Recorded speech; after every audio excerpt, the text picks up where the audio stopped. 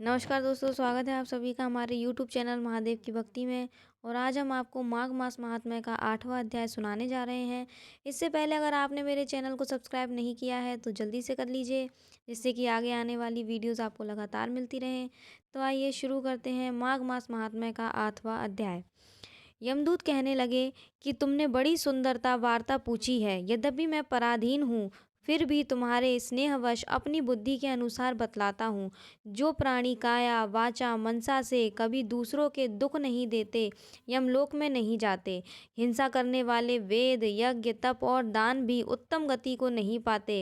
अहिंसा सबसे बड़ा धर्म तप और दान ऋषियों ने बताया है। जो मनुष्य जल या पृथ्वी पर रहने वाले जीवों को अपने भोजन के लिए मारते हैं, वे काल सूत्र नामक नरक में पड़े रहते हैं और वहां पर अपना मांस खाते हैं और रक्त पान करते हैं तथा पीप की कीच में उनको कीड़े काटते हैं। हिंसक जन्मांध काने कुबले लूले लंगड़े दरिद्र और अंगहीन होते हैं। इस कारण लोक तथा परलोक में सुख की इच्छा करने वाला वाचा तथा मन से दूसरों का द्रोह नहीं करना चाहिए।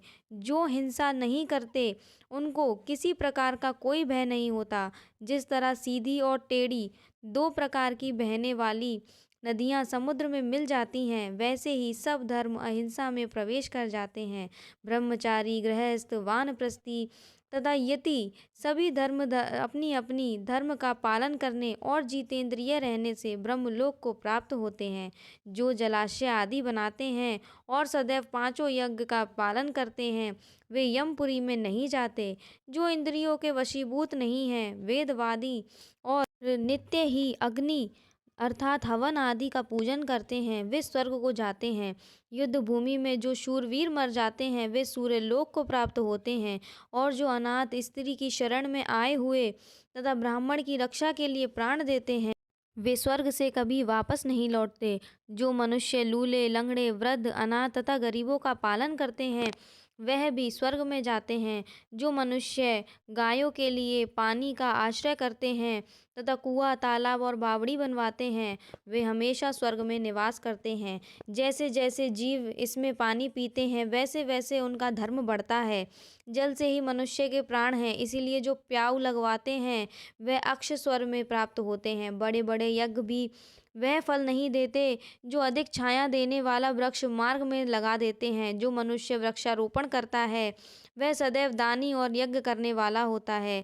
जो अच्छे फल और अच्छी छाया वाले मार्ग के वृक्षों को काटता है, वह नरकगामी होता है और नरक में जाता है। तुलसी का पौधा लगाने वाला सब पापों से छूट जाता है। जिसके घर में तुलसी वन है, वह घर तो तीर्थ के समान होता है। उस घर में कभी भी यमदूत नहीं जाते। तुलसी की सुगंध से पितरों का चित्त आनंदित हो जाता है और वे विमान में बैठकर विष्णु लोक को जाते हैं।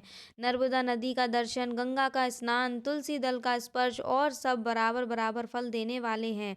हर एक को द्वादशी को ब्रह्मा जी तुलसी का पूजन करना चाहिए।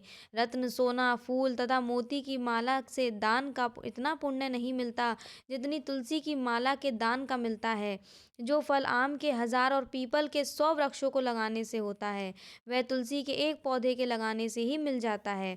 पुष्कर आदि तीर्थ, गंगा आदि नदी, वासुदेव आदि देवता सब ही तुलसी में वास करते हैं। जो एक बार, दो या दो से अधिक बार रेवा नदी में उत्पन्न शिव मूर्ति की पूजा करता है, उसे रत्न के पत्थर के आप निकले हुए तीर्थ में, पर्वत या वन में रखी हुई शिव की मूर्ति की पूजा करता है और सदैव ओम नमः शिवाय मंत्र का जाप करता है, यमलोक की कथा भी नहीं सुनता। प्रसंग, शत्रुता, अभिमान से शिव पूजा के समान पापों को नष्ट करने लोक में वाला और कोई काम नहीं है। जो शिवालय स्थापित करते हैं, वे शिवलोक में जाते हैं। ब्रह्मा विष्णु तथा शिव का मंदिर बनाकर मनुष्य बैकुंठवासी होता है।